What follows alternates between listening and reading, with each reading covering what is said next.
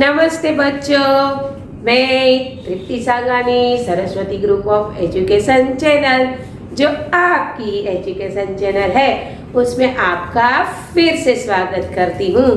बच्चों, एग्जाम शुरू हो गई है ना?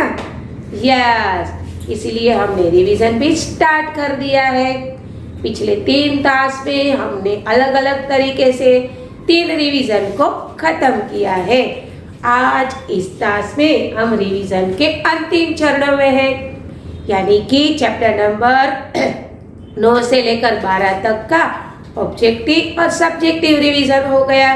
फिर चैप्टर नंबर 13 से 16 तक का ऑब्जेक्टिव पेपर भी हो गया। अब आज बात करेंगे चैप्टर नंबर 13 से लेकर 16 तक के सब्जेक्टिव पेपर स्टाइल की और सभी इकाई का पुनरावर्तन भी करेंगे। ठीक है, तो चलो बच्चों शुरू करते हैं। हमारा चैप्टर नंबर 13 है स्वच्छता। बच्चों, अजय का जन्मदिन था और उसने अपने जन्मदिन की पार्टी में अपने सभी दोस्तों को बुलाया था। वहाँ पर उसके बेस्ट फ्रेंड मोहन को भी उसने बुलाया था। मोहन ने अजय को उपहार में देने के लिए एक कहानी की किताब खरीदी।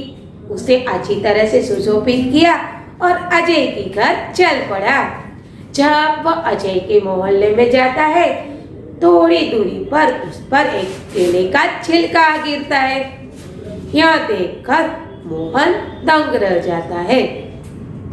थोड़े ही आगे बढ़ता है कि उसे कूड़ादान दिखाई देता है, लेकिन कूड़ेदान के आसपास बहुत सारी गंदगी फैली हुई थी और बहुत सारी बदबू आ रही थी। कूड़ा इधर उधर फैला हुआ था। मोहन ने वो केले का छिलका उस कूड़ेदान में डाल दिया। फिर वो आगे बढ़ा तो उसे बहुत बदबू आई। उसने देखा कि नालियों में बहुत सारा कूड़ा फंसा हुआ है, अटका हुआ है, जिसकी वजह से ये नालियों में से गंदी बदबू आ रही है, क्योंकि कचरा फंस जाने की वजह से उनमें से पानी बह नहीं रहा है और बदबू चारों ओर फैल रही है। मोहन ने सोचा कि यह कितनी गंदी बात है। यहाँ पर तो गंदगी गंदगी है और गंदगी तो बहुत से रोगों की जड़ भी है। फिर वो अजय के घर पहुंच जाता है। अजय उसका स्वागत करता है और अपने परिवार से उसका परिचय करवाता है। मोहन ने देखा कि अजय के घर उसकी दादी बीमार थी। तब मोहन ने अजय से कहा कि तुम्हारे मोहल्ले में इतनी गंदगी क्यों फैली हुई है? क्या नगर पालिका इसकी सफाई नहीं करती है? तब अजय की माँ ने बताया, नहीं, नगर पालिका तो वक्त पर आया करती है, लेकिन मोहल्ले के लोग ही स्वच्छता नहीं रखते हैं। वहाँ कूड़ा इधर उधर फेंक देते हैं और कूड़ेदान का इस्तेमाल नहीं करते हैं। फिर जन्मदिन की पार्टी खत्म होने के बाद दूसरे दिन सभी बच्चे पाठशाला जाते हैं। तब मोहन अपने अध्यापक को अजय के मोहल्ले की सारी बात बताता है। अध्यापक उसे बताते हैं कि ठीक है, अगले रविवार को हम सब लोग मिलकर अजय के मोहल्ले की सफाई करेंगे। ठीक है, और अजय के मोहल्ले की सफाई करेंगे। रविवार के दिन सभी बच्चे अध्यापक के साथ अजय के मोहल्ले में जाते हैं। फावड़ा, झाड़ू, ये सब दवा, ये सब लेकर बच्चे निकल पड़ते हैं और कोने कोने की सफाई करते हैं। सड़क साफ करते हैं, मोहल्ले का कोना कोना साफ करते हैं और इधर उधर जो कूड़ा इकट्ठा हुआ था वो सारा कूड़ेदान में डालते हैं। कूड़ेदान में दवाई भी छिटकते हैं और कूड़ेदान का ढक्कन बंद कर देते हैं। इस प्रकार अजय के मोहल्ले की सफाई हो जाती है। यह देखकर अजय के मोहल्ले के लोग बताते हैं कि अब से हम यह बात का ध्यान रखेंगे और कूड़ा कूड़ेदान में ही डालेंगे और अपने मोहल्ले को स्वच्छ रखेंगे। आपको दूसरी बार यहाँ पर आने की जरूरत नहीं है। तो बच्चों, यहाँ पर हमें सीख मिलती है कि हमें अपना मोहल्ला, अपना घर, ये सारी चीज़ों का अच्छे से ध्यान रखकर सफाई करनी चाहिए और गंदगी से बचना चाहिए। अब बात करते हैं चैप्टर नंबर 14 की। हम भारत की शान है। यहाँ पर आपके जैसे छोटे छोटे बच्चे ये बताते हैं कि हमें छोटा समझने की जरूरत नहीं है, अब हम बड़े हो गए हैं। ये धरती हमसे ही टिकी हुई है और ये पूरा आसमान हमसे ही फैला हुआ है। हम भारत का गौरव है। हम अच्छे अच्छे कार्य कर सच्चे सच्चे कार्य कर ये भारत माता की प्रतिष्ठा बढ़ाएंगे। हम इस संसार रूपी बगिया के फूल हैं और यहाँ पर हम खुशबू फैलाएंगे। हम उन्नति करेंगे, प्रगति करेंगे और आगे ही आगे बढ़ते रहेंगे। हम अपना भी विकास करेंगे और देश का भी विकास करेंगे। तो बच्चों, यहाँ पर एक छोटी सी कविता बहुत बड़ी बात कही जाती है कि आप लोग इस भारत देश का भविष्य हो। भारत देश आपकी मुट्ठी में है। आप अपनी उन्नति कीजिए और देश की भी उन्नति कीजिए। ठीक है, अब बात करते हैं चैप्टर नंबर 15 की। खरगोश और हाथी। एक बड़ा सा जंगल था। उस जंगल में एक सरोवर था और सरोवर के किनारे गीली जमीन में खरगोश ने अपने बिल बनाए थे, यानी कि सुराख कर वो वहां पर रहते थे, आनंद करते थे, हंसी मजाक करते थे, खेलते थे, कूदते थे, नाचते थे और अपना अच्छा सा जीवन वहां पर व्यतीत करते थे। एक दिन क्या होता है, उस जंगल में हाथियों का झुंड रहने के लिए आता है। उन हाथियों में बहुत सारे हाथी शरारती थे। वो उछल कूद करते, शरारत करते और सबको परेशान करते। हाथी सरोवर में आकर झुंड से नहाते, क्योंकि हाथी पानी से बहुत प्यार करते हैं और पानी चारों ओर फैल जाता तो वहाँ की जमीन गीली हो जाती थी, जिसमें खरगोश के बिल थे। कई बार तो इतनी शरारत करते थे कि हाथियों के पैरों के तले उन सारे खरगोशों के बिल दब जाते थे और खरगोश भी दब जाते थे। इसलिए खरगोश दुखी दुखी हो गए, परेशान हो गए। तब खरगोशों ने मिलकर ये सोचा कि हमें इन समस्याओं का समाधान ढूंढना पड़ेगा और इन हाथियों से बचना पड़ेगा। तब खरगोश का सरदार हाथी के सरदार के पास जाता है और वहां जाकर वो उसे नमस्कार करता है। तो हाथी का सरदार भी अपनी सूंड उठाकर उनका अभिवादन करता है। फिर खरगोश का सरदार हाथी के सरदार से बताता है कि हम सब चांद के भांजे हैं, कुछ ही दिनों से यहाँ पर रहने आए हैं, लेकिन आपकी शरारत की वजह से हम बहुत परेशान हो गए हैं। इसीलिए चंदा मामा आपसे बहुत नाराज है। हाथी का सरदार यह बात सुन लेता है। अब वो कहता है कि ठीक है, हम चंदा मामा से माफी मांग लेंगे। फिर रात के समय सभी खरगोश और हाथी सरोवर के पास आते हैं। सरोवर में चांद दिखाई दे रहा था और हवा की वजह से पानी हिल रहा था, इसलिए चांद हिलता हुआ दिखाई दे रहा था। तब खरगोश के सरदार ने हाथी के सरदार से कहा, देखो देखो, चंदा मामा बहुत क्रोधित है, वो आप पर क्रोध बरसा रहे हैं। तब हाथियों के सरदार ने अपने हाथी मित्रों के साथ मिलकर चंदा मामा से माफी मांग ली और कहा, ठीक है, अब हम ये जगह छोड़कर दूर चले जाएंगे। इस प्रकार खरगोश को अपनी समस्या का समाधान मिल गया और वो जंगल में अच्छी तरह से रहने लगे। अब बात करते हैं बच्चों इकाई नंबर 16, जो एक पहेलिया है।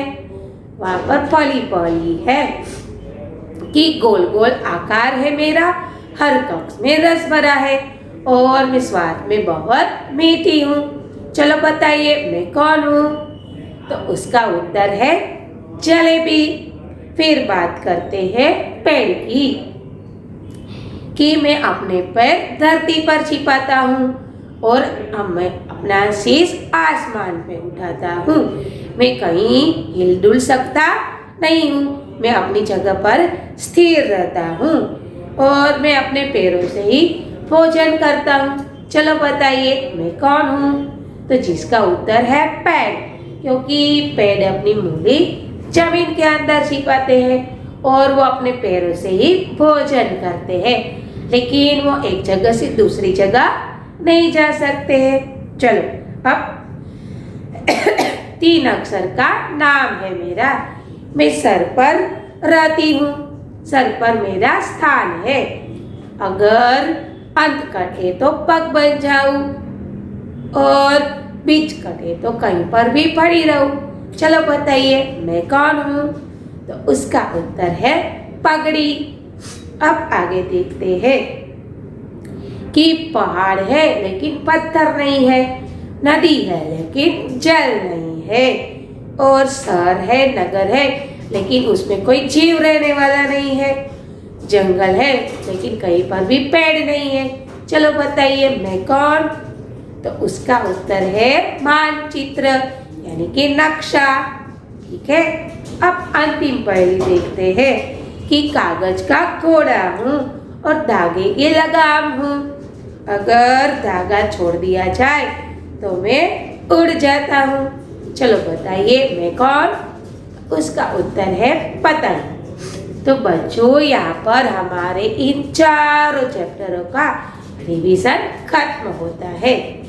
अब हम सब्जेक्टिव पेपर टाइप के हिसाब से इसको फिर से दोहराएंगे। मैंने बताया था कि आपकी एग्जाम में 2 विभाग होंगे, एक ऑब्जेक्टिव और दूसरा है सब्जेक्टिव। हमने ऑब्जेक्टिव की चर्चा पिछले क्लास में कर ली। अब हम यहाँ पर सब्जेक्टिव की बात करते हैं। दोनों विभाग 40-40 मार्क का होगा। ठीक है, चलो देखते हैं सब्जेक्टिव। पहला प्रश्न होगा, एक वाक्य में उत्तर लिखिए। 6 मार्क के प्रश्न होंगे, यानी कि प्रत्येक प्रश्न का 1-1 मार्क। मैंने यहाँ पर 4 प्रश्न लिए हैं। ठीक है, हम नगर पालिका की मदद कैसे कर सकते हैं? तो हम अपने मोहल्ले में स्वच्छता रखकर और कूड़ा कूड़ेदान में डालकर नगर पालिका की सहायता कर सकते हैं। खरगोश के बिल कहाँ थे? खरगोश के बिल जंगल में जो सरोवर था, उस सरोवर के किनारे गीली जमीन के अंदर था। तालाब में क्या दिखाई दे रहा है? तालाब में चांद दिखाई दे रहा है जो हिलडुल कर रहा है। ठीक है, जलेबी का स्वाद कैसा होता है? तो जलेबी का स्वाद मीठा होता है। बच्चों, इसके अलावा भी कई सारे प्रश्न हो सकते हैं। अजय के घर कौन बीमार था? अजय की माँ ने मोहन से क्या कहा? अजय की स्कूल वालों ने क्या निश्चय किया? ठीक है, ये बहुत सारे प्रश्न हो सकते हैं। आपको इन सारे प्रश्नों की तैयारियां करनी है। अब दूसरा प्रश्न ए देखते हैं। 2-3 वाक्य में उत्तर लिखिए। 4 मार्क होंगे इन प्रश्न के। यहाँ पर 3 प्रश्न दिए गए होंगे, आपको किसी 2 प्रश्नों को लिखना है। ठीक है, मैंने यहाँ पर 2 ही प्रश्न लिए हैं आपकी उदाहरण के लिए।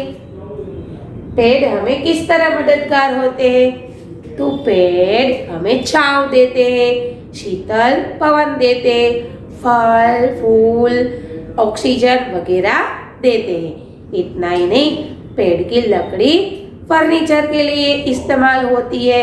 उसकी सूखी लकड़ी हमें ईंधन का भी उपयोग करवाती है। ठीक है, तो बच्चों, यहाँ पर इस प्रश्न का उत्तर आप अच्छे से लिख सकते हैं और भी बहुत कुछ जोड़ सकते हैं। पेड़ हमें किस तरह उपयोगी है। ठीक है, फिर स्वस्थ रहने के लिए हमें क्या करना चाहिए? तो स्वस्थ रहने के लिए सबसे पहले हमें पौष्टिक आहार लेना चाहिए, रोज साबुन करना चाहिए, यानी कि नहाना चाहिए, ब्रश वगैरह करना चाहिए, स्वच्छ कपड़े पहनने चाहिए, हमारे घर को स्वच्छ रखना चाहिए, हमारे मोहल्ले को स्वच्छ रखना चाहिए, हमारे आंगन को स्वच्छ रखना चाहिए। इस प्रकार स्वच्छता रखने से हमारा स्वास्थ्य अच्छा रहेगा और हम स्वस्थ रहेंगे। फिर भी प्रश्न है, समानार्थी शब्द लिखिए जिसके 2 मार्क्स है। यहाँ पर आपको 4 समानार्थी दिए गए होंगे, आपको चारों 4 समानार्थी शब्द लिखने। ठीक है, पहला है स्वच्छता, तो जिसका उत्तर होता है सफाई। फिर है शान, तो यानी कि गौरव। यहाँ पर बहुत सारे शब्दार्थ हो सकते। ठीक है, कक्ष, कक्ष यानी कमरा, समझ में आ रहा है। जड़ यानी कि मूल कारण। तो ये बहुत सारे शब्दार्थ है, समानार्थी शब्द है जिसकी आपको पढ़ाई करनी है। ठीक है, फिर सी प्रश्न है, विरुद्धार्थी शब्द लिखिए जिसके भी 2 मार्क्स है। वहां पर भी 4 विलोम शब्द दिए गए होंगे, आपको चारों 4 लिखने हैं। बदबू, तो उसका उत्तर है खुशबू। दोष, तो उसका उत्तर है गुण। स्वच्छता, तो उसका विलोम होगा गंदगी। ठीक है, मान, तो अपमान। ये सारे शब्द की आपको पढ़ाई करनी है। अब देखते हैं मुहावरे। जड़ होना यानी कि मूल कारण होना, यहाँ पर भी बहुत सारे मुहावरे दिए गए होंगे, आपको इन सभी मुहावरों की पढ़ाई करनी है। यहाँ पर आपको एग्जाम में 2 मुहावरे पूछे जाएंगे, प्रत्येक मुहावरे का 1 मार्क होगा। ठीक है, अब ये प्रश्न देखते हैं, किसने किससे कहा। हम चांद के भांजे हैं, यह बात किसने कही थी, तो कि खरगोश के सरदार ने हाथी के सरदार से कहा था। तो यहाँ पर भी बहुत सारे जो वाक्य है आपको उसकी पढ़ाई करनी है, किसने किससे कहा था। ठीक है, अगर आप पूरा इकाई पढ़ेंगे, पूरी इकाई पढ़ेंगे तभी आपको पता चलेगा कि कौन सा वाक्य कौन बोलता है। अब और आगे देखते हैं, वाक्य बनाकर लिखिए। आपको यहाँ पर शब्द दिए गए होंगे, उस पर से आपको वाक्य बनाकर लिखना है। जैसे स्वच्छता, तो स्वच्छता स्वास्थ्य के लिए खूब जरूरी है। पानी, पानी का इस्तेमाल हमें सोच समझ कर करना चाहिए। ठीक है, तो यहाँ पर बहुत सारे शब्द हो सकते हैं, आपको अच्छे से उसका वाक्य में प्रयोग कर कर लिखना है। ठीक है, चलो अब बात करते हैं क्वेश्चन नंबर 3 की। यहाँ पर सारा व्याकरण लिया गया है, संज्ञा, विशेषण, क्रिया और गुजराती में अनुवाद करना है। पहले देखते हैं संज्ञा। जो शब्द किसी व्यक्ति, वस्तु या पदार्थ की पहचान करवाए उसे संज्ञा कहते हैं। जैसे कि अहमदाबाद बहुत बड़ा शहर है, तो यहाँ पर संज्ञा होगी अहमदाबाद। हिमालय सबसे ऊंचा पर्वत है, तो यहाँ पर संज्ञा होगी हिमालय। तो बच्चों, आपको कई प्रकार से प्रश्न हो सकते हैं, जैसे कि वाक्य में से संज्ञा पहचानिए, या यह भी हो सकता है कि निम्नलिखित प्रकार का उदाहरण दीजिए। जैसे कि यह होगा कि द्रव्यवाचक संज्ञा का एक उदाहरण दीजिए, तो आप क्या लिख सकते हैं। यस, सेब, पपीता, मग, चना, फिर पेट्रोल, डीजल, घी, तेल, क्योंकि ये द्रव्यवाचक संज्ञा के शब्द है। यदि आपको पूछा जाए कि समूहवाचक संज्ञा का उदाहरण दीजिए, तो आप क्या लिखेंगे। जैसे कि सभा, गुच्छा, दल, झुंड। ठीक है, तो आपको ये सारे संज्ञा का अभ्यास करना है। फिर बात करते हैं विशेषण की। जो शब्द किसी व्यक्ति, वस्तु या पदार्थ की विशेषता बतलाए वो विशेषण कहलाता है। यहाँ पर भी ऐसा हो सकता है, वाक्य में से विशेषण छांट कर लिखिए, यानी कि पहचानिए। या ये हो सकता है कि निम्नलिखित विशेषण के प्रकार का उदाहरण दीजिए, तो आपको इसकी अच्छे से तैयारी करनी है। फिर बात करते हैं क्रिया की। निम्नलिखित वाक्यों में से क्रिया छांट कर लिखिए। जैसे कि रमेश भोजन करता है, तो करता है वो क्या है, क्रिया, भोजन करने की क्रिया हो रही है। मोहन अच्छे से पढ़ाई कर रहा है, तो पढ़ाई कर रहा है वो क्रिया है पढ़ने की। ठीक है, तो आपको ये बात अच्छे से समझ में आ गई होगी। अब देखते हैं गुजराती में अनुवाद कीजिए। हिंदी में वाक्य दिया गया होगा, आपको उसका गुजराती करना है। जैसे कि मेरा नाम तृप्ति है तो उसका गुजराती क्या होगा? मारू नाम तृप्ति छे। खरगोश बहुत दुखी थे हाथियों से तो उसका उत्तर होगा खरगोश बहुत दुखी था हाथियों थी। Got it? फिर आएगा क्वेश्चन नंबर 4, निबंध और कहानी। कहानी में आपको रूपरेखा दी गई होगी, उस रूपरेखा के आधार पर ही आपको कहानी लिखनी है। निबंध में भी आपको 2-3 दिए गए होंगे विषय, उस विषय में से आपको जिस विषय पर अच्छी तरह से लिखना आता है उसी पर आपको ध्यान देना है और उसी पर आपको निबंध लिखना है। ठीक है, तो चलो बच्चों, आप इस बोर्ड का स्क्रीनशॉट ले लीजिए जिससे वर्कशीट लिखने में आपको आसानी रहेगी। बच्चों, यहाँ पर हमारा पूरा रिवीजन खत्म होता है। मैं आशा करती हूँ कि आप अब अच्छे से पढ़ाई करते होंगे, अच्छे से तैयारी करते होंगे। ठीक है, और आपको एग्जाम में बहुत अच्छे से लिखना है। चलो, एग्जाम के लिए आपको बेस्ट ऑफ लक और आप अच्छे से आप अपनी एग्जाम देना। अब कब मिलेंगे वो मुझे पता नहीं है, तब तक के लिए अलविदा। धन्यवाद।